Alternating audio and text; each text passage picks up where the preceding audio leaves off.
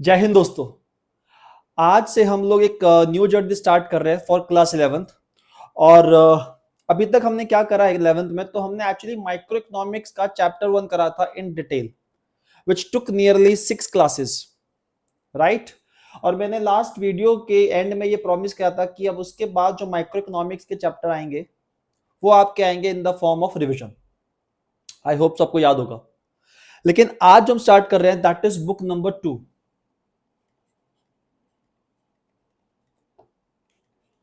और उस book number 2 का नाम सबको पता होगा बेटा, स्टैटिस्टिक्स फॉर इकोनॉमिक्स। हाँ सर, याद आ रहा है। और इसमें आपको याद होगा वो मैंने बताया था कि वो कहीं ना कहीं आपको थोड़ा सा मैथमेटिक्स का सामना करना ही पड़ेगा। हाँ जी। और जैसे अगर मैं कुछ एग्जांपल दे दूं तो मीन, मीडियन, मोड, उसके बाद आई से कोरिलेशन, देन आई से इंडेक्स नंबर,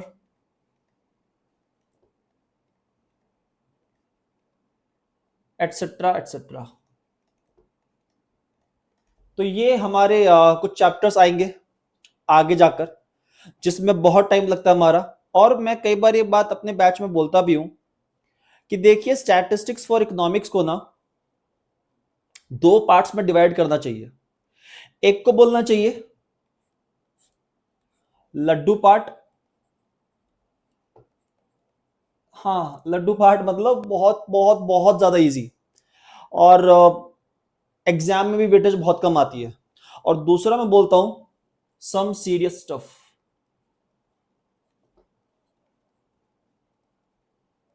और जो लड्डू पार्ट है that is from chapter 1 to chapter 7। पहले 7 चैप्टर मैं समझ नहीं पाता हूं इनमें क्या ही है और क्यों ही है। ये 7 चैप्टर अननेसेसरी इतना लंबा खींचा हुआ है। और इन 7 चैप्टर को मैं ऐसा समझता हूं कि हम 2 या 3 चैप्टर में भी कवर कर सकते थे। सीबीएसई अगर चाहे तो इनको 2-3 चैप्टर में इजीली कवर कर सकता है।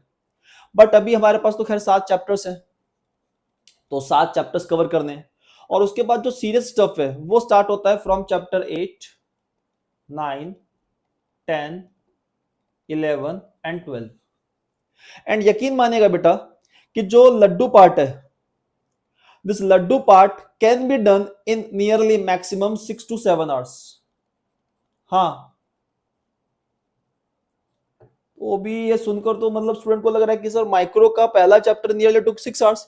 बिल्कुल भाई, वो डिटेल डिस्कशन था हमारा। लेकिन ये जो पहले 7 चैप्टर है ये आपके नियरली 6 से 7 घंटे में इजीली कवर हो जाएंगे। और कुछ बच्चे एकदम सीट से उछलने वाले बात सुनकर। जो लड्डू पार्ट है चैप्टर 1 टू चैप्टर 7 ये आपको यूट्यूब पे अवेलेबल रहेगा ही रहेगा। दिस इज अवेलेबल ऑन, और I should say it will be available on YouTube. और उसकी ही आज पहली क्लास है हमारी। तो ये 7 चैप्टर फुल फ्लेज बैच की तरह आपके पास यूट्यूब पे अवेलेबल रहेंगे। आपको जाना है, जाके देखिए, पढ़िए। और हाँ, एग्जाम में अपने 10 से 12 नंबर आप सिक्योर कर सकते हैं easily. 10 to 12 marks bye these 7 chapters, right. और जो रिमेनिंग चैप्टर बच गए 8, 9, 10, 11, 12, इनको हम क्लास में डिटेल्ड में करते हैं। और इसको बहुत बहुत बहुत टाइम चाहिए। नियरली ये 5 चैप्टर होने में ही 6 months का टाइम लग जाता है अलोंग विद माइक्रो इकोनॉमिक्स। जब साथ में माइक्रो भी करते हैं तो it will take nearly 6 months, that is let's July, August, September, October, November, December. तो वो 6 महीने लग जाते हैं। फिर रिविजन टेस्ट वगैरह चलते रहते हैं। अब जो यूट्यूब के बच्चे हमारे बैठे हुए हैं, सर वो कह रहे हैं हम कैसे करेंगे, तो देखिए 8, 9, 10, 11, 12 की आ जाएगी आपके पास रिविजन। बिकॉज डिटेल्ड में कर पाना थोड़ा सा मुश्किल रहेगा इसको, तो इसकी आपके पास आएगी यूट्यूब पे रिविजन। लेकिन हमारे लाइव बैच के जो स्टूडेंट्स हैं, राइट, जो लाइव बैच लेते हैं उनको प्रॉब्लम की कोई नीड नहीं है। 7 चैप्टर यहां से हम लोग कवर कर ही रहे हैं डिटेल में। और 8, 9, 10, 11, 12 हम लोग करेंगे क्लास में फेस टू फेस। तो आज हम स्टार्ट क्या करने वाले बेटा, अपना चैप्टर 1 एंड चैप्टर 2, और आज की क्लास में, हाँ हाँ, चैप्टर 1 से चैप्टर 7 की जर्नी स्टार्ट कर रहे हैं। लेकिन आज की क्लास में आप देखेंगे दैट हम लोग चैप्टर 1 खत्म करेंगे एंड चैप्टर 2 भी खत्म कर देंगे, क्योंकि चैप्टर 1 तो और चैप्टर 2 तो बिल्कुल ही इजी है जी, कुछ है ही नहीं। अभी देखो कैसे स्टार्ट करते हैं और अभी खत्म करते हैं इसको। तो अगर आपको बात समझ में आ गई हो स्टैटिस्टिक्स फॉर इकोनॉमिक्स का क्या हमारा पूरा प्लान होने वाला है फॉर दिस अपकमिंग ईयर, तो क्या स्टार्ट कर सकते हैं? सब बिल्कुल स्टार्ट कर सकते हैं, जैसा आपको ठीक लगे। चलो जी फिर स्टार्ट करते हैं।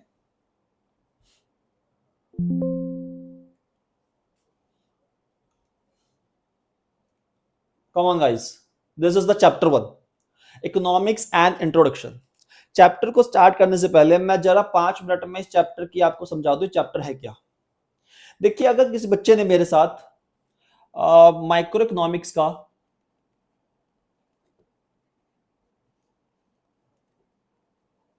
इंट्रोडक्शन ले रखा है, जो कि यूट्यूब पर भी अवेलेबल है, और इंट्रोडक्शन की अगर उसने मेरे से class number 1 and class number 2 वहां पर अपलोडेड है, class 1, class 2, class 3, class 4, class 5, class 6, अगर सिर्फ क्लास 1 एंड क्लास 2 भी देख रखी है, ओनली क्लास 1 एंड क्लास 2, तो देखिए यहां पे क्या लिखा हुआ है, balance topics are already covered in the introduction of economics check playlist. For example, economic activities याद आ रहा है कुछ? क्या थे सर? हाँ याद आ तो रहा है, आपने बताया था प्रोडक्शन, फिर कंजम्पशन, फिर एक्सचेंज, देन इन्वेस्टमेंट। हाँ सर ये तो हमने पढ़ा हुआ है। तो अगर आपने ये पढ़ा हुआ है गाइस, तो ऑलरेडी ये आपका हो चुका है, ये आपको दोबारा करने की नीड नहीं है, बिकॉज स्टैटिस्टिक्स फॉर इकोनॉमिक्स के चैप्टर 1 में 80% और आई शुड से नियरली 90% जो है वो ऑलरेडी आपका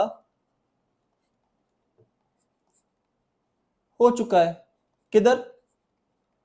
इन इंट्रो ऑफ इकोनॉमिक्स। सर यार देखो यार, आप ऐसे तो कहीं हमें ऐसा कहीं बना तो नहीं रहे ना हमें आप? अरे नहीं यार, बड़ा जेन्युइनली बोल रहा हूँ मैं ये चीज कि 90% ये आपका ऑलरेडी हो रखा है। आप जाइए, बुक खोलिए, ओपन करिए बुक आप अपनी इकोनॉमिक्स की, that is stats for economics, और आप देखेंगे कि आपके मैक्सिमम टॉपिक्स वहां पे कवर हो रखे हैं। सिर्फ एक 10% टॉपिक बचा हुआ हमारा, that is definition of economics, वो मुझे कवर करवाना है स्टैट्स के पॉइंट ऑफ व्यू से, और उसमें भी डेफिनेशन नहीं पढ़ानी मुझे। डेफिनेशन तो होगी इकोनॉमिक्स की जो आपने पढ़ी थी। सर क्या थी डेफिनेशन? याद करो, इकोनॉमिक प्रॉब्लम, हाँ सर 3 बातें थी, human wants are unlimited, very good, scarcity of resources, उसके बाद ऑल्टरनेटिव यूजेस ऑफ रिसोर्सेज, हाँ सर, और सर आपने बताया था आपने इकोनॉमिक प्रॉब्लम का जो देता है solution, that is allocation of limited resources into their alternative uses in such a manner so that an individual may get the maximum satisfaction और maximum profit। ये आपने करा था, बिल्कुल सर करा था। तो बस यही सब लिखा हुआ है यहां पर। और इसके बाद चैप्टर 1 में अगर मैं बात करता हूं in the context of statistics for economics, तो देखिए क्या लिखा हुआ है, डेफिनेशन ऑफ इकोनॉमिक्स, और 4 इकोनॉमिस्ट हैं, ये आपको नाम याद रखने बेटा। Number 1 Adam Smith, number 2 Alfred Marshall, number 3 professor Lionel Robins, and number 4 professor Anthony Samuelson. ये नाम याद रखने आपको। इन चारों ने अलग अलग डेफिनेशन दी इकोनॉमिक्स की, अलग अलग पॉइंट ऑफ व्यू से। एक बोल रहा है वेल्थ क्रिएट करो, that is profit maximisation, that is profit maximisation.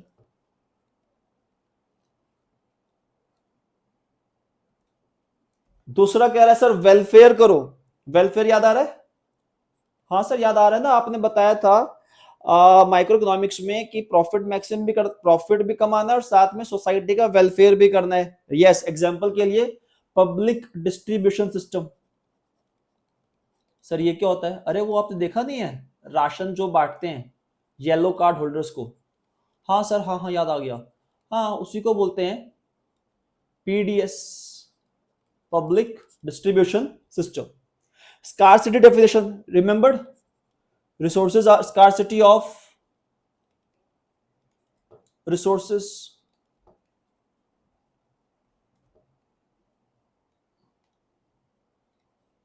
And number 4 growth oriented. और यहां पर जब ग्रोथ की बात हो रही है तो ऑफ कोर्स जीडीपी ग्रोथ कैसे करी जाए, जहां पे रिसोर्सेज लिमिटेड रहेंगे, उनके यूजेस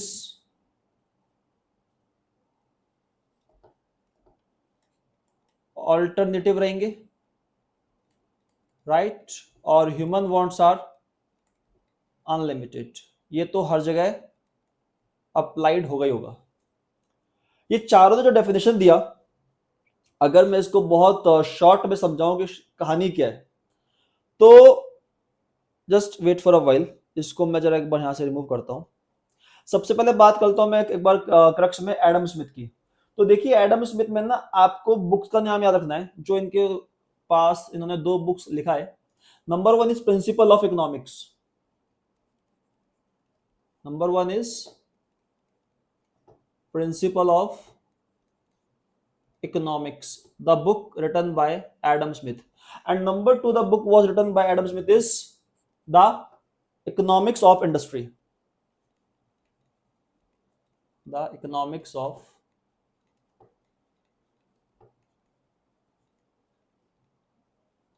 that's it। बाकी अगर हम बात करते हैं डेफिनेशन की, सेम है, आप जाके पढ़ेंगे आपको समझ में आपको आएगा, कोई प्रॉब्लम वाली बात है ही नहीं। उसके बाद अगर हम करते हैं that is of scarcity definition, तो वो भी आपको पता ही है, आपने ऑलरेडी करा हुआ है, कुछ और मैं करने की नीड है नहीं, जितना मैं देख पा रहा हूँ यहाँ पर स्क्रीन पर। तीसरा जो हमारा है that is welfare definition bye Alfred Marshall, वो भी आपका ऑलरेडी हो रखा है, नॉट अ प्रॉब्लम।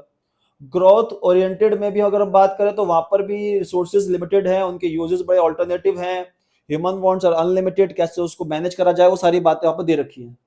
तो ओवरऑल इन शॉर्ट अगर कहा जाए तो ये चारों के नाम आपको याद होने चाहिए। एडम स्मिथ, इनकी जो 2 बुक्स हैं वो नाम आपको याद होने चाहिए, एग्जाम में कई बार पूछ लेते हैं। Number 1 is principle of economics and number 2 is economics of industry, right. और वेलफेयर डेफिनेशन में याद रखना है आपको, that is Alfred Marshall. Scarcity definition given by the professor Lionel Robins, and number 4 growth oriented definition given by the professor Anthony Samuelson. और आपको जान के बड़ा ही एकदम से शॉक लगेगा, बट शॉक लगना तो नहीं चाहिए, खुश होगा एक्चुअली बच्चे कि चैप्टर 1 इज ओवर। हाँ, चैप्टर 1 इतना ही था, मतलब आपने, मैंने कहा ना पहले कि आपने 90% तो ऑलरेडी कर ही लिया है। जो 10% था उसमें सिर्फ क्या था, आपको इन पर्सन्स के नाम याद रखने हैं, Adam Smith, Alfred Marshall, professor Lionel Robins and professor Anthony Samuelson. अब आप जाकर चैप्टर 1 को अपने स्टैटिस्टिक्स फॉर इकोनॉमिक्स बुक से आप पढ़ सकते हो, और उसमें जनरली 2 राइटर्स होंगे आपके, या तो होंगे टी.आर. Jain and VK. ओरी सर, वहां से पढ़ लीजिए आप, वैसे मैं यही रिकमेंड करता हूँ इसके लिए, स्टैट्स के लिए। या फिर दूसरे होंगे आपके सी.ए. संदीप गर्ग सर, तो आप कहीं से भी जाकर रेफर कर सकते हैं। और अगर आप इससे मतलब, और अगर आपको लेट्स से बहुत रॉ कंटेंट चाहिए तो फिर आप एनसीईआरटी से भी कर सकते हो, नॉट अ प्रॉब्लम। जहां से पढ़ना वहां से पढ़िए। चैप्टर 1 खत्म हमारा। सर मजा आ गया है तो सर चैप्टर 2 भी ऐसा ही है क्या? नहीं नहीं, अब तुम ज्यादा लालची हो रहे हो। चैप्टर 2 थोड़ा सा हमारा चलेगा, वो ऐसा जो आपके लिए बिल्कुल नया है। हम ये कह सकते हैं कि वहां टाइम लगेगा अच्छा खासा, मतलब अगर आज पूरा 1 आवर जाएगा तो वो जाएगा चैप्टर नंबर 2 पर। और चैप्टर नंबर 2 जब स्टार्ट करते हैं तो just wait for a while.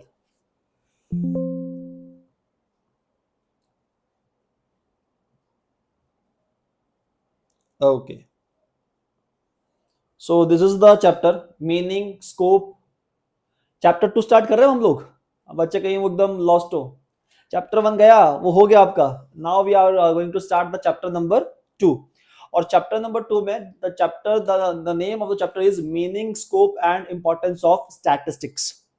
Sir हाँ, इकोनॉमिक्स देखो सर, आपने ना हमें स्टैटिस्टिक्स फॉर इकोनॉमिक्स की बुक है, मैंने कहा हाँ भाई है, बिल्कुल है। कह रहे सर आपने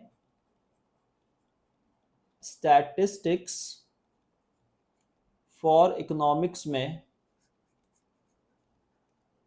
जैसे सर दूसरी बुक थी हमारी माइक्रो इकोनॉमिक्स, तो आपने पूरा माइक्रो का मीनिंग समझाया था। मैंने कहा बिल्कुल बताया था भाई। कह रहे सर वैसे ही आपने इकोनॉमिक्स का मीनिंग हमें समझा दिया ऑलरेडी। मगर कहाँ पर? कह रहे सर माइक्रो इकोनॉमिक्स में। वाह भाई वाह, तुम्हें याद है? बोले सर बिल्कुल याद है। चलो अच्छी बात है यार। कह रहे सर जैसे आपने बताया था मीनिंग ऑफ इकोनॉमिक्स, क्या वैसे मीनिंग ऑफ स्टैटिस्टिक्स भी आप बताने वाले हो क्या अभी? Correct, absolutely. सबसे पहले आज की क्लास में हम जो शुरू करने वाले हैं वो करने वाले हैं बेटा what, meaning of statistics. Case का मीनिंग क्या है? तो मीनिंग ऑफ स्टैटिस्टिक्स को स्टार्ट करने से पहले सबसे पहले समझो स्टैटिस्टिक्स आया कहां से। तो सर वही language, Greek language. Statistics derived from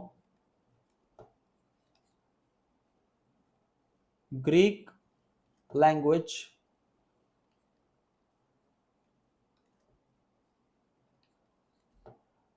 that is statistic. That is statistic.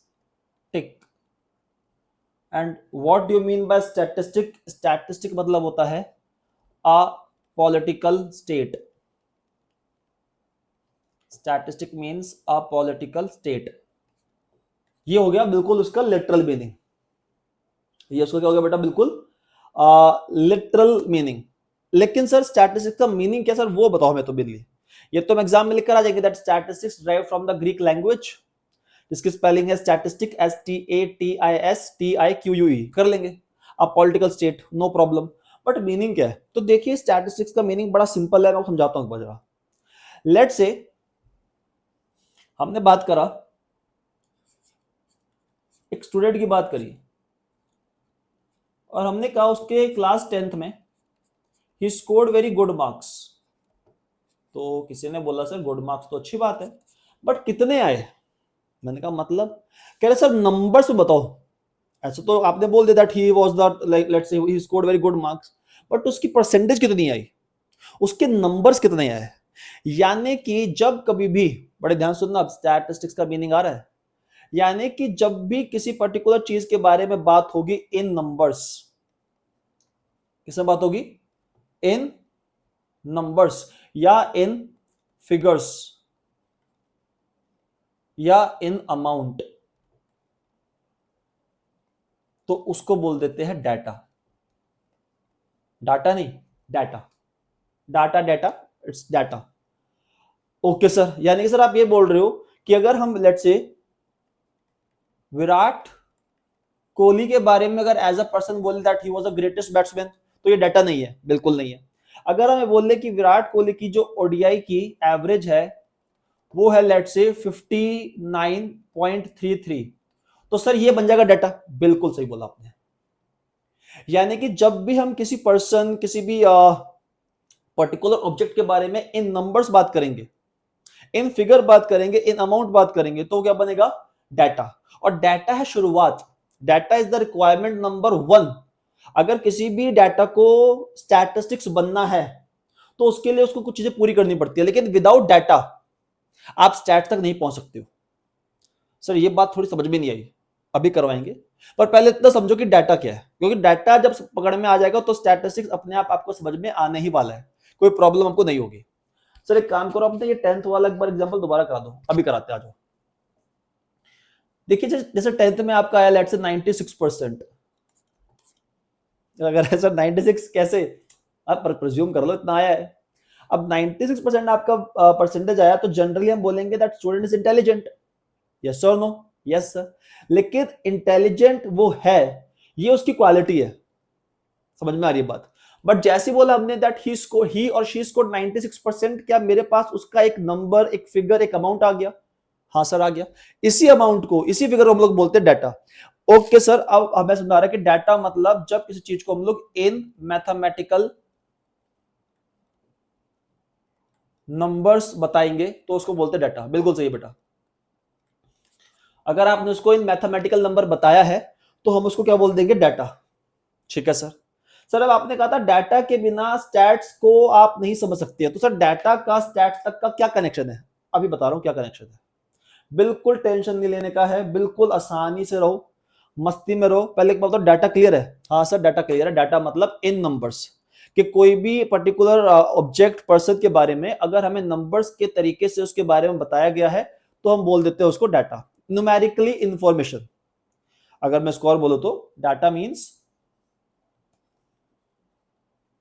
Numerical information. ठीक है सर। सर डाटा क्लियर है वो में? बिल्कुल क्लियर है डाटा।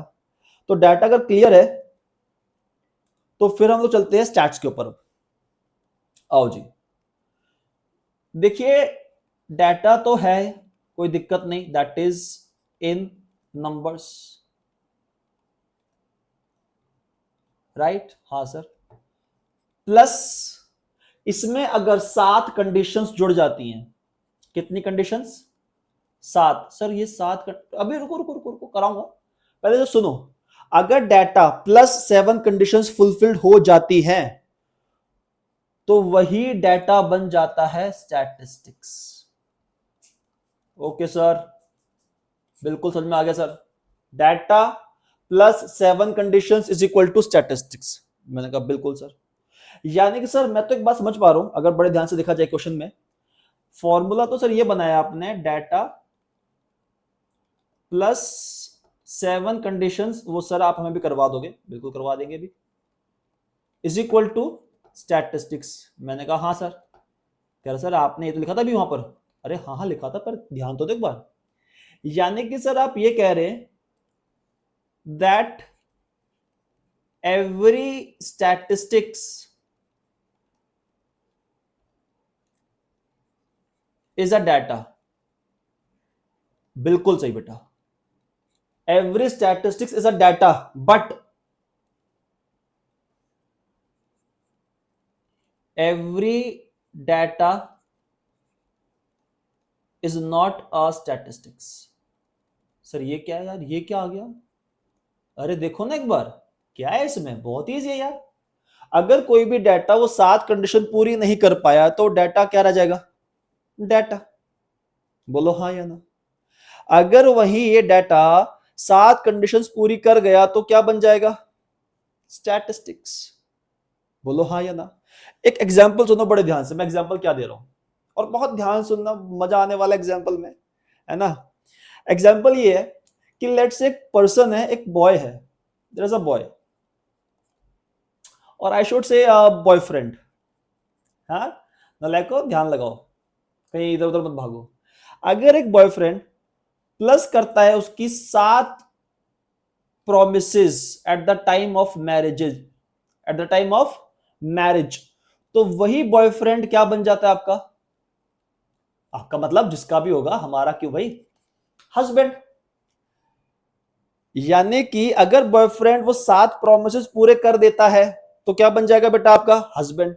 ठीक है सर, आपका नहीं मतलब जिसका भी होगा। लेकिन अगर वो 7 प्रोमिसेस पूरे ना कर पाए तो वो बॉयफ्रेंड क्या बॉयफ्रेंड बन के रह जाएगा? Exactly exactly. वो बॉयफ्रेंड आपका बॉयफ्रेंड बन के रह जाएगा, वो हस्बैंड नहीं बन सकता। अब यहां पे अगर मैं इसको रिलेट करूं डाटा के साथ, तो डाटा क्या है आपका? That boyfriend which has to fulfil those 7 conditions. और अगर ये डाटा वो 7 कंडीशंस पूरे कर गया, जो प्रोमिसेस किए थे वो पूरे निभा गया, तो दैट डाटा और that boyfriend will become the statistics और हस्बैंड एज द केस में भी। बच्चे कह रहे सर क्या करवा रहे हैं? अरे भाई समझ आना चाहिए, समझ आया तो बोलो हाँ। मतलब the main purpose is giving, the main purpose of giving this example is कि आपको बात समझ में आए कि भैया every statistics is a data, but every data is not a statistics. क्योंकि डाटा को 7 कंडीशंस पूरी करनी पड़ेंगी, जैसे ही वो 7 कंडीशंस पूरी करेगा क्या बन जाएगा आपका? स्टैट्स। सर मजा आ गया, एक बात तो है, पूरा पूरा एकदम कॉन्सेप्ट क्लियर हो गया। क्लियर हुआ ये नहीं हुआ? हाँ सर ये क्लियर तो हो गया, बट सर ये 7 वादे कौन से होते हैं सर, वो बता दीजिए। अरे भाई 7 वादे नहीं मेरे को बताने हैं, मुझे बतानी है 7 कंडीशंस। ये प्रोमिसेस के चक्कर में मत पड़ो, इधर आ जाओ, है ना। आ जाओ जी, आ जाओ, आ जाओ, चलो चलो चलो चलो चलो। तो सर अभी 7 कंडीशंस हमें करनी है, और जैसे 7 कंडीशन हमारी हो जाएंगी, हमें स्टैटिस्टिक्स समझ में आपको आ जाएगा, बिल्कुल आ जाएगा। और ये 7 कंडीशन ज्यादा मुश्किल नहीं है, वेरी इजी, वन लाइनर, बस पढ़ के समझाना है मुझे और काम खत्म। ठीक है जी, ठीक है जी। और देखो यहाँ पे लिखा भी है, अब स्टैटिस्टिक्स इन 2 सेंसेस, 2 सेंस में पढ़ना है हमें, एक सिंगुलर सेंस और एक प्लूरल सेंस। क्या बोला बेटा मैंने? पहला singular sense number 1, and number 2, sorry sorry sorry sorry sorry sorry sorry sorry, number 1 is plural sense and number 2 is singular sense. और जो प्लूरल सेंस हैं यही है एक्चुअली आपकी 7 कंडीशंस, और वो आपकी ये रही आपके सामने एलओजी। आ गई सर, आ गई, characteristics of statistics in plural sense. Sir count कर ले एक बार, कर लो, 1 2 3 4 5 6 7। सर से आती है सर, हमारे सर झूठ नहीं बोलते, क्या करे भाई, बात तो सच है, यकीन कोई नहीं करता बस। 7 पॉइंट आ गए, तो बच्चे यकीन करो भाई, 7 बोल तो 7 ही होंगे। पहला, बड़े ध्यान सुनना, वन लाइनर है, कुछ मुश्किल नहीं है, एग्रीगेट ऑफ फैक्ट्स। सुनिए, अगर आपको सिर्फ एक स्टूडेंट के बारे में उसके मार्क्स दे रखे हैं कि भाई उसकी परसेंटेज आ रखी है 96%, तो ये स्टैटिस्टिक्स नहीं बनेगा, ये सिर्फ क्या बन के रह जाएगा, डाटा। अगर इसको डाटा बनना है तो मुझे क्या चाहिए, एग्रीगेट। एग्रीगेट मतलब स्टूडेंट नहीं चाहिए, स्टूडेंट्स चाहिए, और उन सबके मार्क्स चाहिए, ताकि मैं क्या कर सकूं, उनका कंपैरिजन। क्या कर सकूं बेटा, जल्दी बोल फटाफट, क्या कर सकूं मैं, कंपैरिजन। तो स्टैटिस्टिक्स बनने के लिए, डाटा को अगर स्टैटिस्टिक्स बनना है तो मैं एक इंडिविजुअल को नहीं पढ़ने वाला हूं, मैं पढ़ने वाला किसको हूं, स्टूडेंट्स को, एग्रीगेट्स को, एक से ज्यादा को। तो अगर एग्रीगेट होगा तो हम बोलेंगे उसको व्हाट, स्टैटिस्टिक्स। तो पहली कंडीशन खत्म। इतना ही आसान है, कुछ है ही नहीं इसमें ज्यादा, बस वन लाइनर है, बोलते रहो, समझाते रहो, और आपको कहानी काफी क्लियर होती रहेगी। चले आगे, चलो अब आते हैं affected by the multiplicity of causes. तो इधर ही आ जाते हैं, इसको मैं इधर ही कनेक्ट कर देता हूं इस एग्जांपल के साथ। अगर एक स्टूडेंट के 96% मार्क्स आए होंगे, तो क्या उसके पीछे रीजन एक रहा होगा, कॉजेस, या उसको अफेक्ट करने वाले कई सारे रीजन रहे होंगे, वो उसने पढ़ाई करी होगी, डिस्ट्रैक्शन नहीं आया होगा, कंसिस्टेंट रहा होगा, डिसिप्लिन रहा होगा। यानी कि एक रीजन है या बहुत सारे रीजन है, सर बहुत सारे रीजन है। सर फॉर एग्जांपल अगर हम ये कहते हैं इंडियन क्रिकेट टीम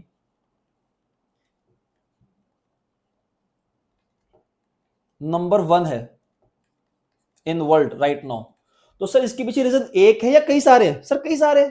बैटिंग अच्छा करना पड़ता है, एवरेज अच्छी होती है, बॉलिंग अच्छी करनी पड़ती है, फील्डिंग अच्छी करनी पड़ती है, टीम का माहौल अच्छा होना पड़ता है। तो एक रीजन है या एक से कई सारे ज्यादा रीजन है, कई सारे रीजन है। तो अगर डाटा को स्टैट्स बनना है तो एक रीजन नहीं बल्कि बहुत सारे रीजंस होने चाहिए, सिंपल। पहला, सर एग्रीगेट ऑफ फैक्ट्स, मतलब एक की बात नहीं होगी, हमें एग्रीगेट चाहिए। दूसरा, सर जो भी रिजल्ट आ रहा है उसके पीछे रीजंस कई सारे होते हैं, एक रीजन नहीं होता, करेक्ट। नंबर 3 बिना पढ़े हो गया, statistics are numerically expressed. Come on guys, ये दोबारा बताऊं क्या यार, नंबर्स में है, बताओ इसमें क्या क्या बताने के लिए क्या रह गया, क्या रह गया। मतलब अगर हम ये कह दे दैट प्लीज डोंट ऑफेंड, कुछ लोग ऐसा बोल देते हैं that Virat Kohli is better than Rohit Sharma, या Rohit Sharma is better than Virat Kohli, ऐसा चलता रहता है, राइट। लेकिन अगर हम ये बोल रहे हैं let's say that Virat Kohli is better than Rohit Sharma, या फिर Rohit Sharma is better than Virat Kohli, तो ये स्टैट्स नहीं है। अगर हम दोनों का, विराट भाई का एंड रोहित भाई का, अगर एवरेज, राइट, वो भी इन नंबर्स, उसके बाद उनका हाई स्कोर इन नंबर्स, उसके बाद उनका कंट्रीब्यूशन मैच में, दोनों का। अगर हम ये नंबर्स में निकालें, अगर हम ये नंबर्स में निकालेंगे तो क्या वो ज्यादा बेटर रहेगा? बिल्कुल बेटर रहेगा। तो कहीं ना कहीं स्टैटिस्टिक्स आर न्यूमेरिकली एक्सप्रेस्ड, मतलब निकल कर ये आ रहा है कि जितनी भी वहां पर बातें होंगी वो होंगी नंबर्स में। वही 1 2 3 4 5 6 7। अच्छा सा गाना गा दो एक बार। हाँ, 1 2 3। अरे नहीं नहीं भाई, पढ़ लो यार, ऐसा मस्ती मत करो। तुम तो मस्ती के मूड में रहते हो 24 घंटा। सर रहना चाहिए, क्या रखा है कलेश में, ये भी सही है प्रभु। तो 3 पॉइंट खत्म। पहला, एग्रीगेट ऑफ फैक्ट्स, एक नहीं एक से ज्यादा। क्या? द लाइक ऑफ फैक्ट्स, एक नहीं एक से ज्यादा। दूसरा, उसके पीछे रीजन एक या उससे भी कई ज्यादा। हमें रीजन कई सारे होते हैं, कुछ भी अगर किसी ने नंबर स्कोर करा है, अगर आज इंडियन क्रिकेट टीम नंबर 1 है या इंडियन इकोनॉमी, मैं अगर इसमें एग्जांपल और ऐड कर दूं दैट इंडियन इकोनॉमी अगर आज नंबर 4 पर है वर्ल्ड में, और I should say in top 5, तो इसके पीछे रीजन एक है या कई सारे हैं? कई सारे सर, बिल्कुल सर। और जितने भी स्टैट्स होते हैं सर वो न्यूमेरिकली एक्सप्रेस्ड होते हैं in numbers. Perfect. Number 4, statistics should be collected with reasonable standard of accuracy. यार एक बात बताओ फटाफट, किसी की परसेंटेज आई 94.6%, ठीक है जी, क्या जनरली उसको राउंड ऑफ करके लोग 95% बोल सकते हैं? बोलो हाँ या ना। हाँ सर, बिकॉज ये 94.6 है ना सर, तो वो 0.6 है। इतना तो सर मैथ हमको आता है, आपने हमको क्या समझा हुआ है? ऐसे नहीं समझने का मैं, कोई मतलब छोटे मोटे लोग नहीं है हम लोग। हमें पता है अगर 0.5 से ज्यादा है तो उसको राउंड ऑफ कर सकते हैं टू द हायर वैल्यू, और वहीं अगर 0.5 से कम है, अगर लेट से ही पर ही होता 94.3 सर, या लेट से 94.4%, तो सर इसको बोलते थे 94%। तो क्या यहां पर जो स्टैंडर्ड ऑफ एक्यूरेसी है, statistics should be collected with reasonable standard of accuracy, तो मतलब बड़ा सिंपल है कि हम ज्यादा एकदम एक्यूरेट नहीं जाएंगे, जितना नियरली लगे हमें, हम उसके अकॉर्डिंग डाटा को अरेंज कर लेंगे। बोलो हाँ या ना। इसमें मैं एक एग्जांपल और क्लियर करता हूं, आपको देता हूं, देखो इधर आओ। देखिए जब आप लोगों ने सुना होगा चार्टर्ड अकाउंटेंट, सीए, या कंपनी सेक्रेटरी, या cost accountant, cost and management accountant, these are the professionals. CA, CS, CMA, है ना। अब देखिए जब सीए ऑडिट करता है, सीए जब ऑडिट सुना है कभी? मैं इसको और समझाता हूं।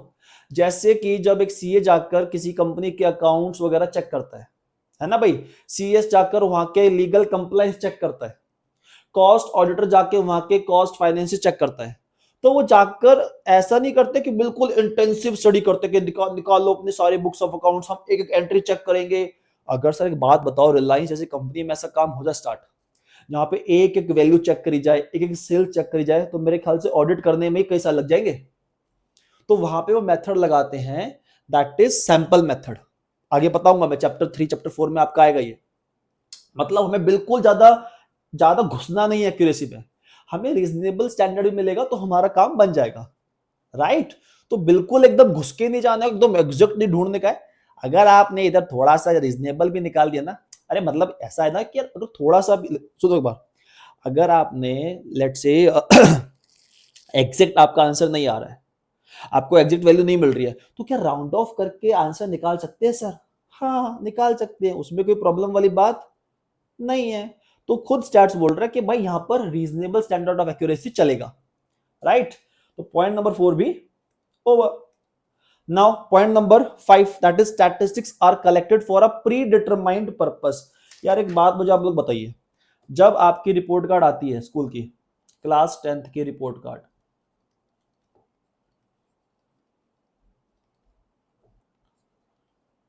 तो क्या उस रिपोर्ट कार्ड में, या उस रिपोर्ट कार्ड को जब बनाया गया होगा, तो पहले से ही प्री डिटरमाइंड, क्या पहले से ही पता था क्यों कर रहे हैं? हाँ सर हम इसलिए कर रहे थे, वो लोग ताकि ना पेटीएम बुला के हमारा एकदम सामाजिक तरीके से हमारा मतलब, अरे वो नहीं रे। Statistics are collected for a predetermined purpose, means उनको पता है भाई हम ये लोग डाटा जो बना रहे हैं, ये जो हम नंबर्स दे रहे हैं, इसका पर्पस बड़ा सिंपल है, ताकि हम ये पता लगा सके कि कौन सा बच्चा मूव करेगा इनटू द नेक्स्ट ग्रेड और कौन सा बच्चा मूव नहीं करेगा, और वो सेम ग्रेड में रह जाएगा। कौन सा बच्चा is going to be the rank 1 और कौन सा going to be the last 1 in the class. मतलब उनको पहले से पता है कि हम ये स्टैट्स क्यों कलेक्ट कर रहे हैं, हम ये डाटा कलेक्ट क्यों कर रहे हैं, यानी कि पर्पस पहले ही क्लियर आपका था, तभी आपने डाटा कलेक्ट करा है। क्लियर सर, बहुत इजी था। Statistics are collected in a systematic manner, तो बड़ा सिंपल है ये भी। आपकी रिपोर्ट कार्ड की बात करता हूं। सबसे पहले देखिएगा रिपोर्ट कार्ड में आपका नेम आएगा, बिल्कुल सर, फिर आपकी क्लास आएगी, राइट सर, उसके बाद सर आपका शायद एज आ जाएगा, करेक्ट सर, उसके बाद father's name and so on, ऐसे चलता है, बिल्कुल सर। क्या एक सिस्टमैटिक मैनर है, एक हायरार्की है कि पहले ये चीज आएगी फिर वो आएगा फिर ये आएगा, बिल्कुल। जैसे आप क्रिकेट में देख लीजिए, पहले प्लेयर का नाम आएगा, फिर उसकी एज आएगी, फिर उसके मैचेस आएंगे, है ना। तो एक पूरा सीक्वेंस है और उस सीक्वेंस में ही आप आपस में से उसको जो है कंपेयर करते हैं। तो that is the statistics are collected in a systematic manner. और लास्ट पॉइंट तो मैं कहता हूं बिना पढ़े ही आपका हो गया, बिकॉज बिकॉज बिकॉज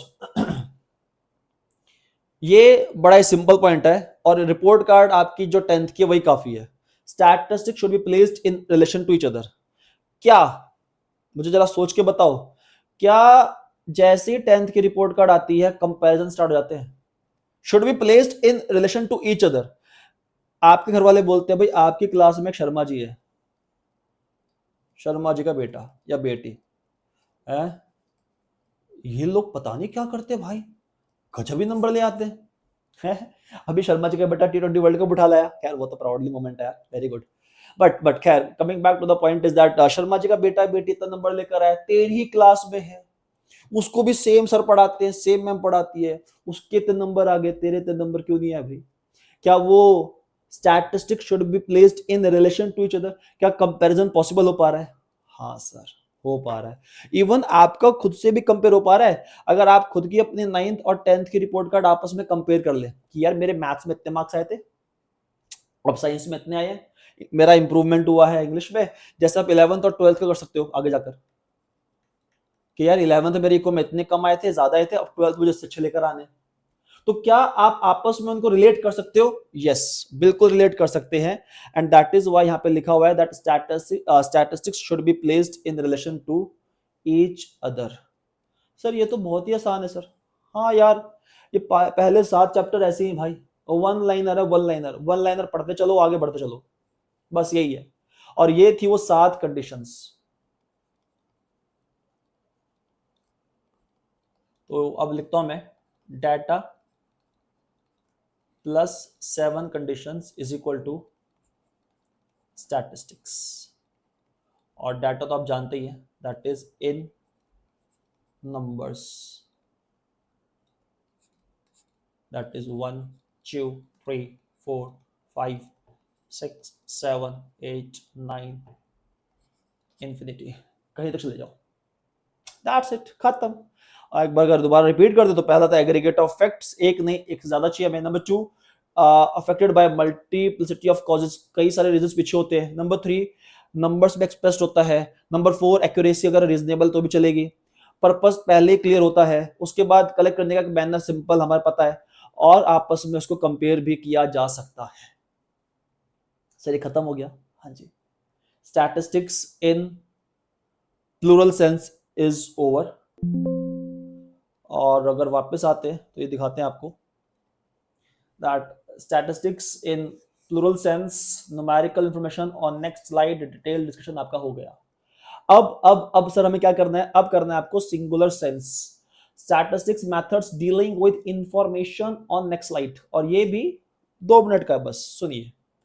हेलो जी, हाँ हाँ, देखो देखो, ये चैप्टर्स के नाम आकर बच्चा, सर चैप्टर के नाम है, आप हमें बेवकूफ बना रहे हो। अरे भाई मैं बेवकूफ बना रहा हूँ, चैप्टर के नाम जो है उसको जो पढ़ने का तरीका है उसी को बोला जा रहा है, स्टैटिस्टिक्स इन सिंगुलर सेंस है सर, सही में। हाँ, सबसे पहला डाटा क्या करो?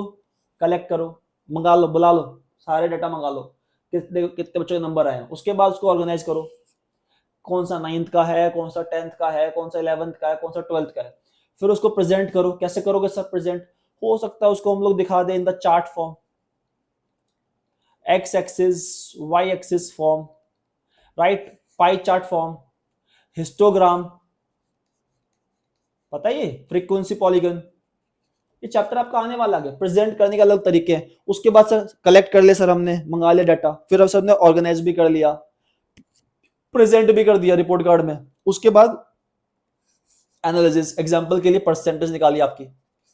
उसके बाद लेट्स से चेक करा कि बच्चे का मैथ, साइंस और इंग्लिश में क्या वीक था, क्यों वीक था, कहां गलती हो रही थी, वो सब क्या चल रहा है, एनालिसिस। और यही जो स्टेप नंबर 4 है या स्टेज 4 है, यही है आपके लिए सबसे मुश्किल। यही है stage 4 and stage 5, that is interpretation. और इसी 2 स्टेज में कवर है आपके चैप्टर नंबर 8, 9, 10, 11 एंड 12।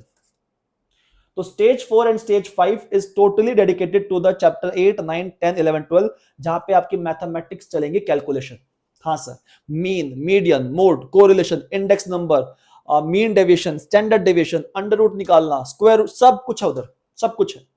तो ये है वो एनालिसिस एंड इंटरप्रिटेशन। और सर जो पहले 3 स्टेज है वो आपके आने वाले चैप्टर्स है। डाटा पहले कलेक्ट करो, मंगाओ डाटा सबसे, उसके बाद उसको ऑर्गेनाइज करो कि कौन सा जाएगा किस लेवल पे। लेट से 9th का डाटा तो 9th में जाएगा, 10th का तो 10th में जाएगा, 11th का तो 11th में जाएगा, 12th का तो 12th में जाएगा। और उसके बाद उसको क्या कर दो, प्रेजेंट कर दो, जो भी तरीका बेस्ट लगता है आपको प्रेजेंट करने का, टेबल फॉर्म में, चार्ट फॉर्म में, ग्राफ फॉर्म में, पाई चार्ट फॉर्म में, सब देख लेंगे। क्लियर है? वेरी गुड बेटा। यहां पर आकर हमारा स्टैटिस्टिक्स इन सिंगुलर सेंस भी खत्म, नो प्रॉब्लम। सर बहुत इजी है यार, तो मैं तो पहले ही बोल रहा भाई, खत्म। और इसलिए मैं कह रहा था कि ये जो 7 चैप्टर है इतने कुछ मुश्किल आपके लिए होने वाले नहीं है। अब यहां पर आकर आपका क्या क्या हो चुका है, अगर हम एक बार रिवाइज कर ले तो ये तो खैर चैप्टर 1 था। चैप्टर 2 की बात हम लोग कर लेते। तो हमने करा स्टैटिस्टिक्स का मीनिंग समझा पहले, data plus 7 conditions is equal to statistics and that is in the plural sense. और वो 7 कंडीशंस क्या थी आपकी, aggregate of facts affected by the multiplicity of causes, statistics are numerically expressed, it should be collected with reasonable standard of accuracy, they are collected for a predetermined purpose, they are collected in a systematic manner and they should be placed in relation to each other। ये थे 7 conditions जिसको हम लोग ये भी बोलते हैं characteristics of statistics in plural sense. And sir what are the statistics in the single sense, तो सर आपके चैप्टर के नाम ही मान लो आप। तो बाकी आपने बताया कि डाटा को अरेंज करने का तरीका होता है, पहले कलेक्ट करो, फिर उसको ऑर्गेनाइज करो, फिर प्रेजेंट करो, और फिर चलेगा उसमें एनालिसिस एंड इंटरप्रिटेशन कि भाई कहां पर गलती है, कैसे हम चीजों को बेहतर कर सकते हैं। खत्म। Next topic LOG, the most easiest topic, one liner, खत्म करो, पढ़ो, आगे बढ़ो, सिंपल। आओ जी, पहला to simplify the complex facts. तो जब आपको ना कुछ ऐसे मुश्किल फैक्ट्स आते हैं नंबर्स में, अगर आपको कुछ कॉम्प्लेक्स फैक्ट्स आ जाते हैं इन नंबर्स और आपको समझ में आता है इनको कैसे पढ़ा जाए, तो स्टैटिस्टिक्स में जब आप कैलकुलेट करते हो मीन, मीडियन, कोरिलेशन, तो ये जो कॉम्प्लेक्स तरीके हैं ये आपका हो जाता है आसान। तो एक्चुअली जो स्टैटिस्टिक्स है वो आपके लिए फैक्ट्स को इजी करके दे रहा है। ठीक है सर, नो प्रॉब्लम। दूसरा, to present in definite form. तो फॉर एग्जांपल मैं आपको एग्जांपल बताऊं कि लेट्स हम कहते हैं देश में महंगाई हो रही है, देश में इन्फ्लेशन है। हाँ सर वो तो पता है, लेकिन अगर मैं ये बोल दूं एनुअल रेट कि हर साल the inflation in the country is 10%, जो कि ज्यादा कन्विंसिंग है। अगर ये कहा जाए, सिर्फ ये बोल दिया जाए दैट प्राइसेस आर राइजिंग, कि सर महंगाई बढ़ रही है, प्राइस बढ़ रहे हैं, तो पता चलेगा हमें कि हाँ प्राइस बढ़ रहे हैं। लेकिन अगर जैसे किसी ने बोला कि प्राइस बढ़ रहा है बाय 10%, प्राइस बढ़ रहे हैं बाय 10%, तो क्या उसको समझना आसान होगा या मुश्किल होगा? सर आसान होगा, एग्जैक्टली। तो पहले 2 पॉइंट हमने खत्म कर यहां पर। पहला करा हमने to simplify the complex facts, और दूसरा करा हमने to present in definite form. तीसरा जाओ, to make the comparison of facts, intersectoral and temporal comparison. ज्यादा मुश्किल नहीं है, देखो बड़ा सिंपल सा अगर समझाओ इसमें आपको बात, तो बात ये आती है कि फॉर एग्जांपल आप मेल फीमेल का कंपैरिजन कर सकते हैं। हाँ सर कर सकते हैं। स्टूडेंट्स का, बिल्कुल। आप रूरल अर्बन, शहर और गांव का कर सकते हैं, बिल्कुल सर। तो इंटरसेक्टरल हम लोग कर रहे हैं, बिल्कुल। टेम्पोरल की अगर हम बात कर लीजिए यहां पर, तो आप कई सारे methods, let's say average, ratio, ये सब आप कैलकुलेट करना में सिखाओगी। मैं कहा पर, कह रहे सर 8, 9, 10, 11, 12 चैप्टर में। मैंने कहा बिल्कुल। तो सर वहां पे पढ़ लेंगे इसको, करेक्ट है। कोई मुश्किल वाली बात नहीं है। Number 4, to facilitate planning and policy formulation. तो लिखा हुआ है on the basis of numerical data and their analysis businessman and administrator can plan the policies. तो बड़ा ध्यान सुनना, अगर लेट्स से मुकेश अंबानी जी हैं, एक ही है सर, आजकल तो छाए हुए हैं काफी, हाँ ठीक है ठीक है, लौटाओ बहुमत ज्यादा। तो बिजनेसमैन जब भी अपने फ्यूचर की बात करता है, कोई पॉलिसी बनाता है, तो क्या वो वहां पर वैल्यूज की बात करता होगा? वैल्यूज मतलब इन नंबर्स, कि लास्ट ईयर हमने कितना कमाया, कितना लॉस हुआ, क्या हमारी सेल रही। तो जब हम सेल वगैरह की बात करते हैं, अच्छा उसको फिर वो दिखाते हैं on to the let's say जो मीटिंग्स होती हैं उसमें वो लोग बनाते हैं ऐसे PPTs, that is pie charts, वो पाई चार्ट्स बना सकते हैं, राइट, वो हिस्टोग्राम बना सकते हैं। तो स्टैटिस्टिक्स बड़ी हेल्प कर रहे हैं उनकी आगे फ्यूचर प्लान करने का। जैसे उन्होंने देखा ऐसे हिस्टोग्राम बनाया, तो उन्होंने देखा कि लेट से ऐसे बन रहा है कुछ, राइट। तो उन्होंने देखा कि भाई जो टॉप है वो हमारा ईयर लेट से 2019 रहा, तो वो 2019 की फाइल उठा लेंगे और सीधा चेक करेंगे कि भाई 19 में हमने कैसे कैसे काम किया था, क्या हमने चीजें अवॉइड करी थी, कौन से हमने काम करे थे। तो उनके लिए बहुत हेल्पफुल रहता है अगर वो लोग हेल्प लेते हैं ऑफ द स्टैटिस्टिक्स। कौन? बिजनेसमैन हो गए, एडमिनिस्ट्रेटर मतलब गवर्नमेंट होगी, कोई भी हो गया, राइट। अच्छा नेक्स्ट पॉइंट देखो, ये और भी आसान है। टू हेल्प इन, फर्स्ट हो गया, सेकंड हो गया, थर्ड हो गया, फोर्थ हो गया, fifth, to help in forecasting. Forecasting मतलब फ्यूचर प्रेडिक्ट करना, फ्यूचर थोड़ा सा प्रेडिक्ट करके चलना।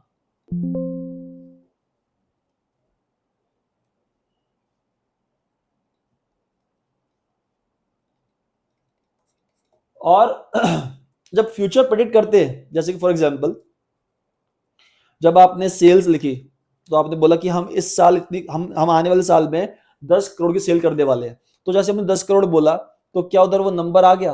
हाँ सर नंबर आ गया। अब जैसे वो नंबर आ गया, क्या आपके लिए काम आसान हो गया? बिल्कुल आसान हो गया। तो फ्यूचर भी आप ऐसे कैलकुलेट कर सकते हैं। और 6 पॉइंट सुनिएगा जरा एक बार, हाइपोथेसिस क्या होता है? हाइपोथेसिस का मतलब ये होता है कि कोई भी चीज से किसी को फर्क पड़ रहा है नहीं पड़ रहा है। और जैसे प्राइस अगर बढ़ते हैं, फॉर एग्जांपल हम कहते हैं कि भाई आजकल जो है रेलवे के प्राइस बढ़ गए हैं, बसेस के प्राइस बढ़ गए हैं, टिकट प्राइस, रेलवे के टिकट प्राइस बढ़ गए हैं, क्या इससे लोग को फर्क पड़ रहा है? तो अगर नंबर ऑफ पैसेंजर्स कम हो रहे होंगे, क्या कम हो रहे होंगे? Number of passengers. तो यहां पर वो परसेंटेज में हम लोग कैलकुलेट कर सकते हैं कि कितने परसेंटेज के प्राइस बढ़ने से कितने परसेंटेज जो आपके एल से पैसेंजर्स थे वो कम हो गए। तो हाइपोथेसिस में वो परसेंटेज वगैरह कैलकुलेट करना इन नंबर्स बड़ा आसान रहता है, दैट इज व्हाई ये भी काम आता है। और last, to enlarge the individual knowledge and experience. तो आपकी भी अपनी कुछ, जब आप ऐसे नंबर्स पढ़ते हो, फैक्ट पढ़ते हो, तो आप खुद बता पाते हो। एग्जाम्पल के लिए हम बात करते हैं, अब ये क्रिकेट की एक बात कर लेते हैं कि जब आप विराट कोहली का डाटा पढ़ते हो तो आपको लगता है कि यार इसकी एवरेज तो अच्छी है, बट स्ट्राइक रेट बेटर हो सकती है, राइट। रोहित शर्मा का जब हम देखते हैं तो बोलते हैं इसकी स्ट्राइक रेट बहुत अच्छी है, खेलता बहुत तेज है, लेकिन एवरेज अच्छी हो सकती है। तो वो नंबर्स आपकी नॉलेज को बढ़ा रहे हैं, आपका एक्सपीरियंस बेहतर कर रहे हैं। तो ये है वो simple functions of that is statistics, right. और अगर मैं एक बार दोबारा इसको बोल दूं, just wait for a while.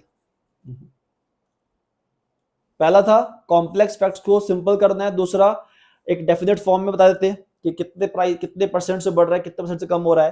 Comparison करना इजी रहता है, प्लानिंग कर सकते हैं, फ्यूचर प्रेडिक्ट कर सकते हैं।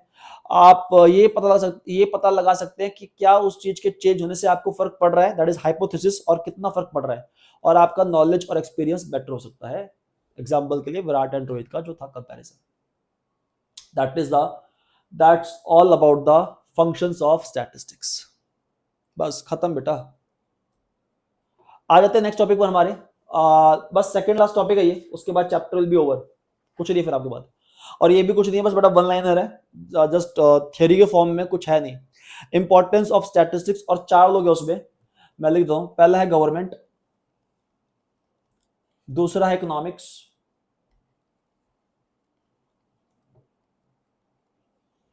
तीसरा है इकोनॉमिक प्लानिंग, जो आपका ऑलरेडी कवर्ड हो जाएगा किसमें?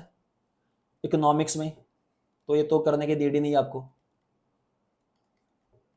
यहां पर हो जाएगा। और नंबर 4 है आपका बिजनेस, जो आप ऑलरेडी कर चुके हो। तो वन लाइनर्स बस बोलना शुरू करते हैं, सिंपल है। पहला सिर्फ कीवर्ड पढ़ेंगे। आज गवर्नमेंट है जो सबसे ज्यादा क्या करती है, कलेक्ट स्टैटिस्टिक्स। आपकी वो होती है सेंसस, पॉपुलेशन वगैरह काउंट करते हैं, तो सारा डाटा किसके पास है, गवर्नमेंट के पास। और गवर्नमेंट क्यों करती है ये सब अरेंज, ताकि वो आपकी भलाई कर सके, आपके लिए स्कीम्स वगैरह लॉन्च कर सके। कहने के लिए क्या जाता है, बाकी सब जानते ही हैं। कुछ मेथड्स हैं, आप लोग आगे पढ़ेंगे फ्यूचर में, maybe in the higher studies, that is time series, index number तो खैर आपका 11th में ही है। Forecasting and demand analysis, demand तो आप कहां पढ़ेंगे, that is in the micro. तो इन्हीं स्टैटिस्टिकल का हेल्प लेकर गवर्नमेंट कई सारी चीजों को कैलकुलेट कर सकती है। फॉर एग्जांपल, नीचे एग्जांपल देखा बड़ा अच्छा, वो सुनो एक बार। फॉर एग्जांपल, जब भी रजिस्ट्रेशन होता है तो क्या उसमें आपकी इनकम वगैरह भी गवर्नमेंट पूछती है? बिल्कुल सर, इनकम वगैरह पूछती है। इवन हम लोग फाइल करते हैं इनकम टैक्स रिटर्न, आईटीआर, बिल्कुल जी। अब जैसे ही आप आईटीआर फाइल करते हो, जैसे आप आईटीआर फाइल करते हो, अपनी इनकम बताते हो, क्या गवर्नमेंट को चल रहा है पता आपकी पेइंग कैपेसिटी का? बिल्कुल सर। और अगर आपकी पेइंग कैपेसिटी ज्यादा है जो गवर्नमेंट को दिख गया, तो फिर आपको वो टैक्स पे करने पड़ते हैं, डायरेक्ट टैक्स। एग्जांपल के लिए इनकम टैक्स। और इन डायरेक्ट एग्जांपल क्या है, जीएसटी। करेंगे हम लोग क्लास में, डिटेल में करेंगे इसके बारे में, माइक्रो इकोनॉमिक्स में ही आएगा। But coming back to the topic over here, तो ये मतलब भी निकल के आ रहा है कि गवर्नमेंट ये स्टैट से ये आइडिया लगा सकती है कि कितने लोग हैं जो टैक्स पे कर सकते हैं, तो उनसे टैक्स लिया जाए, और कितने लोग हैं जिनकी इनकम उतनी ज्यादा अच्छी नहीं है, तो उनको क्या दी जाए, सब्सिडीज, उनको थोड़े से फाइनेंशियल हेल्प दी जाए। तो गवर्नमेंट काफी काम कर रही है इसमें। अब लास्ट पॉइंट बड़ा सिंपल है, कुछ भी नहीं है यार, पढ़ के खत्म करो। In a democratic country like India, various political groups like BJP, like Congress, Aam Aadmi party और वटेवर, राइट, क्या ये सब भी स्टैट्स का यूज करते हैं अपनी पॉपुलैरिटी चेक करने के लिए कि हम किधर ज्यादा फेमस हो रहे हैं? फॉर एग्जांपल, अभी जो इलेक्शन हुए उसमें देखा आपने यूपी में क्या हुआ, BJP loses so many seats. तो वो सब आप देखते होंगे न्यूज में दिखाते हैं, वो चार्ट फॉर्म में दिखा देते हैं, या ऐसे वो सर्कल बना देंगे और ऐसे कर देंगे उसको कवर, कि लेट से इतना कांग्रेस जीत गया, इतनी कोई पार्टी जीत गई, इतना कोई और जीत गया, और सिर्फ इतना पार्ट मिला बीजेपी को, राइट। तो क्या उनको भी चलता पता ये स्टैट देखकर कि हमारे किधर से हमारा किधर पॉपुलैरिटी ज्यादा है, किधर पॉपुलैरिटी कम है? बिल्कुल सर। तो उधर भी काफी हेल्प हो रही है उनकी, ऑफ द पॉलिटिकल पार्टीज। नीचे लिखा है फिर, so it is concluded that it is yes impossible to think about the functioning of modern government in the absence of statistics. तो अगर स्टैटिस्टिक्स नहीं होंगे, वो नंबर्स नहीं होंगे, प्रेजेंटेशन नहीं होगा, वो कैलकुलेशंस नहीं होंगे, right, time series, index number, mean, median, तो शायद उनके लिए थोड़ा काम करना मुश्किल हो जाए। आई होप सो क्लियर होगा। यस सर, आगे चलते रहो बस आप, हम तो चल ही रहे हैं जी। Hold on.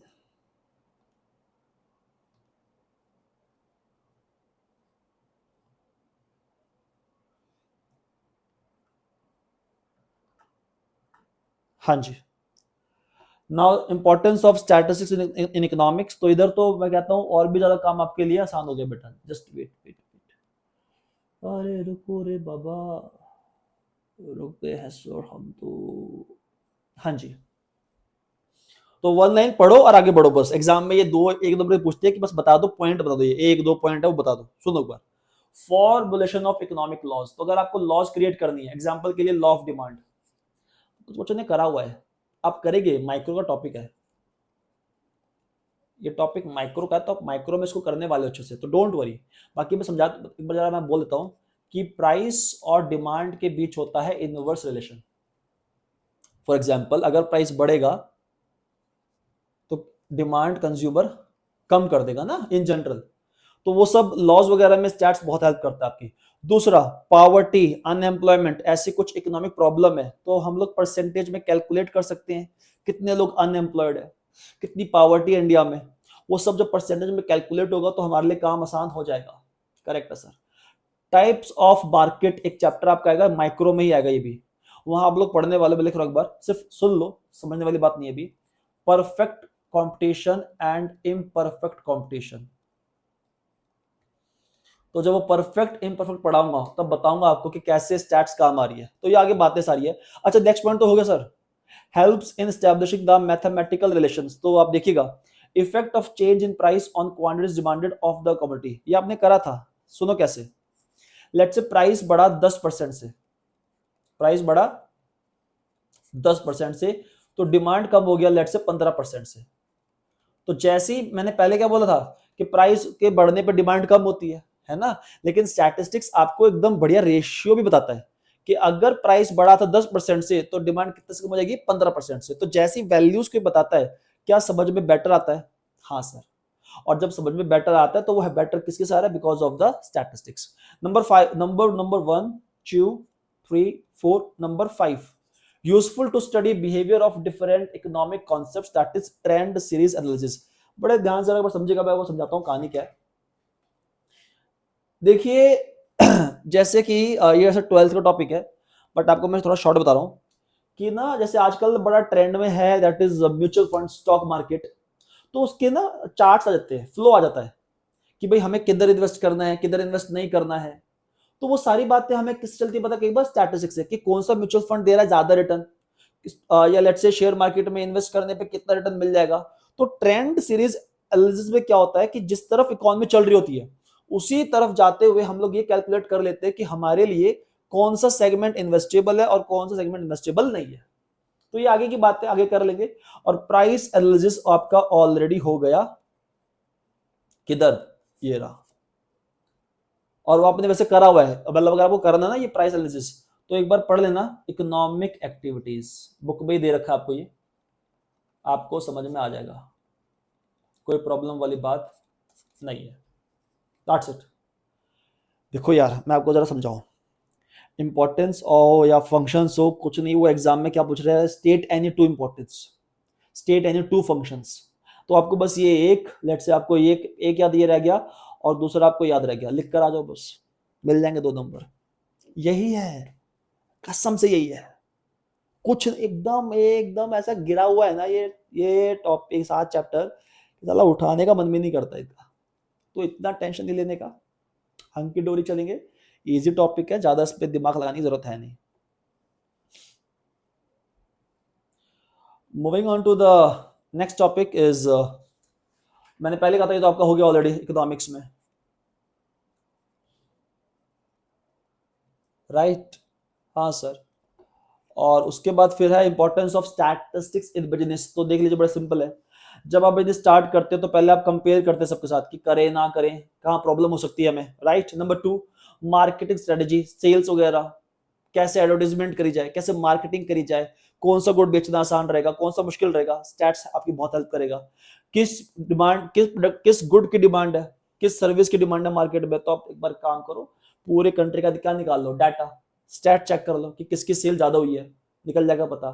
Production planning check कर लो कि भैया प्रोडक्शन कितना करना है हमें, क्या वो लेट से 10 करोड़ के ऊपर जाना है या 10 करोड़ के कम रखना है। ऐसा ना हो जाए कि हम 10 करोड़ से ऊपर चले जाए और हमारे जैसे पहले कई सारे ऐसे स्टार्टअप आए जिन्होंने 10 करोड़ का बनाया तो सही पर बिका नहीं, और फिर वो उनका गोडाउन में माल सड़ता रहा। तो प्रोडक्शन देख के करना है। क्वालिटी कंट्रोल देखना पड़ेगा ना भाई कि हम जो सामान बना रहे हैं उसके लिए हम लोग अपने कंट्रोल चार्ट्स बना सकते हैं। क्या बना सकते हैं? Control charts. कि लेट से एग्जांपल देता हूं आपको एक, कि लेट से आप कोई फूड आइटम मैन्युफैक्चर्ड कर रहे हो और उसमें गवर्नमेंट ये कहता है, जो कि अगर आपको पता हो, दैट इज FSSAI। वो ये कहता है कि लेट से आप सो एंड सो अमाउंट तक sodium, so and so amount तक sugar, so and so amount तक चीजें उसमें आप इंक्लूड कर सकते हैं। अब अगर आपने जाके वो डाटा पढ़ लिया, वो आपने फिगर पढ़ लिए कि sodium, sugar, right, preservatives, chemicals कितने हम लिमिट तक यूज कर सकते हैं, तो आपके लिए ठीक रहेगा। अगर आपने वो क्वालिटी कंट्रोल चेक नहीं करा तो बनाने के बाद हो सकता है कि गवर्नमेंट उसको बैन कर दे। जैसे कुछ टाइम के लिए क्या बैन हुई थी, मैगी, फिर बाद में ठीक कैसे हुई, जो स्टैंडर्ड तो फुलफिल कर लिया। वो एक अलग बात है कि जो स्टैंडर्ड है वो गिरे हुए हैं स्टैंडर्ड्स भी। हाँ, मतलब India is a kind of a country जहाँ पे ना फूड इंडस्ट्री में कुछ भी खाने को मिल रहा है, मार्केट में कचरा है, इट्स टोटली कचरा इन द मार्केट है। अकाउंट्स राइटिंग एंड ऑडिटिंग तो आपका सब्जेक्ट आता है कॉमर्स वालों का, और वो अकाउंट्स वगैरह मेंटेन करते हैं, यू नो दैट। तो अकाउंट्स राइटिंग एंड ऑडिटिंग, अगर नंबर्स ना हो और एक टर्म में बोलता हूं, ROI, that is return on investment. जितना मैंने पैसा लगा रखा है बिजनेस में, लेट से छोड़ लो,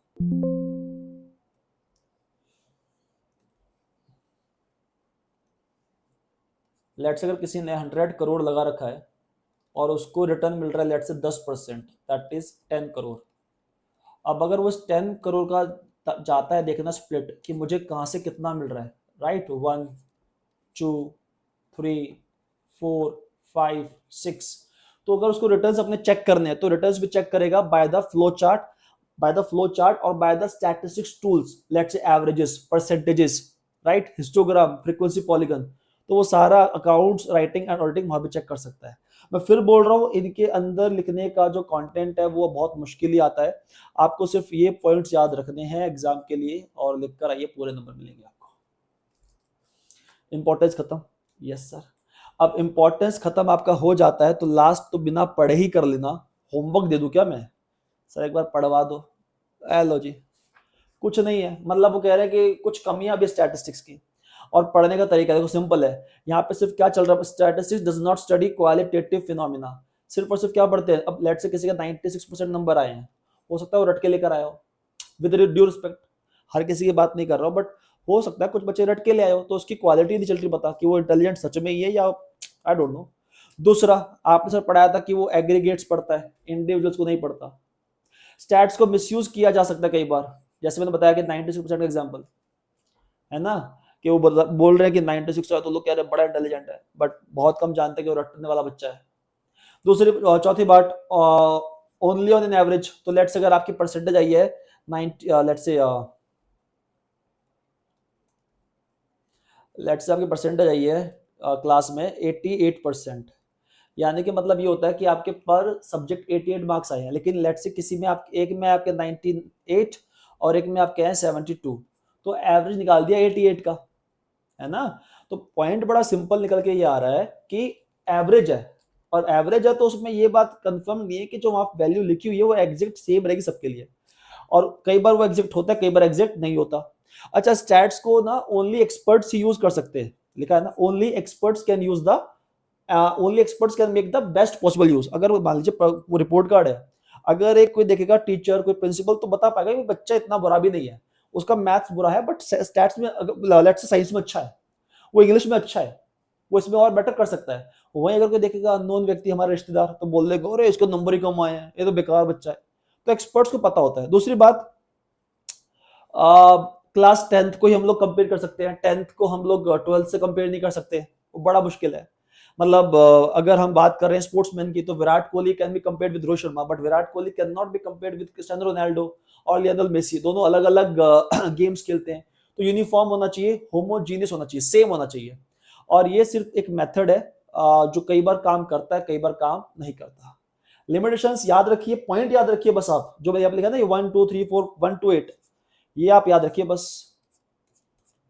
और एग्जाम में पूछेंगे आपको, बता दीजिए कुछ लिमिटेशंस, तो 2 3 लिखा हो, काम खत्म। और डिस्ट्रस्ट ऑफ स्टैटिस्टिक्स क्या होता है, तो it means lack of confidence in the statistical method and statement. तो कई बार जब डाटा इतना एवरेज बेस्ड होता है, एग्जैक्ट नहीं होता है, मिसयूज हो सकता है, तो लोग उस पर भरोसा कम करते हैं।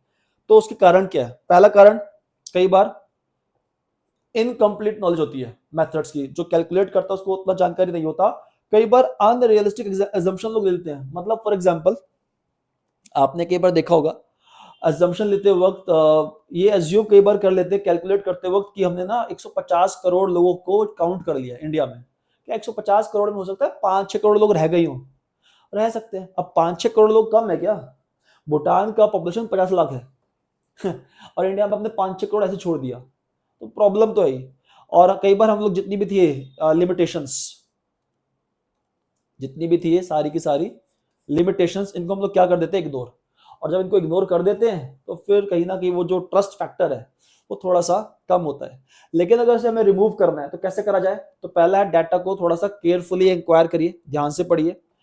यूजर इम्पार्शियल हो, इम्पार्शियल मतलब भेदभाव ना करे। ये ना चैप्टर 3 के लिए आप तैयार हो जाओ। ये पार्शियल, बायस्ड, अनबायस्ड, बायस्ड मतलब जो बहुत ही ज्यादा पक्षपात करता है, ये टर्म आपको आने वाली है हर दूसरे टॉपिक में। बायस्ड, अनबायस्ड, पार्शियल, इम्पार्शियल आएगा और हमें पढ़ना पड़ेगा। अभी के लिए से डिस्ट्रस्ट को अगर रिमूव करना है, अगर हमें भरोसा बढ़ाना है स्टैट्स पे, तो क्या हमें जो यूजर है वो थोड़ा डिस्क्रिमिनेटिव ना हो। टीचर्स ऐसा ना करे कि जो फेवरेट स्टूडेंट है उसके रिपोर्ट कार्ड में नंबर कम भी आए हैं तो अच्छा अच्छा बोल रही है उसके बारे में। नहीं, जो बात है सच बोलो, पार्शियल मत हो, इम्पार्शियल रहो। और ओनली एक्सपर्ट जो है वो उसका अच्छा यूज कर सकते हैं। तो एक्सपर्ट्स के हाथ में रिपोर्ट कार्ड दो, रिलेटिव्स के हाथ में रिपोर्ट कार्ड मत दो, वरना बैंड बजना कंफर्म है, because they are not the expert. So ये था हमारा चैप्टर नंबर 2 बेटा।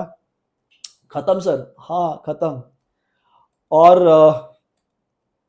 ट्रस्ट मी, ये इतना लंबा सेशन जो चला है आज 1 और 2 का, जनरली तो लोग होमवर्क दे देते कि सर होमवर्क है कर लेना, बट व्हाट आई फील कि जो पहले 7 चैप्टर है हम इसी फॉर्म में मैं आपको 7 चैप्टर कराऊंगा। 2 हो चुके हैं, 5 to go, and I am looking forward कि 5 चैप्टर्स भी मैं आपके पास अपकमिंग 15 टू 20 डेज में आपके पास पहुंच जाए, ताकि 7 चैप्टर पैक कर दे। और जो बच्चे मेरे से फेस टू फेस पढ़ रहे हैं उनका तो पैरेलल चल भी रहा है। 8, 9, 10, 11, 12 में से 8 chapter, that is measures of central tendency. बाकी सारे स्टूडेंट्स पढ़ते रहो यार, ध्यान रखो अपना, अच्छे से पढ़ाई करो, यही है जो भी अपना।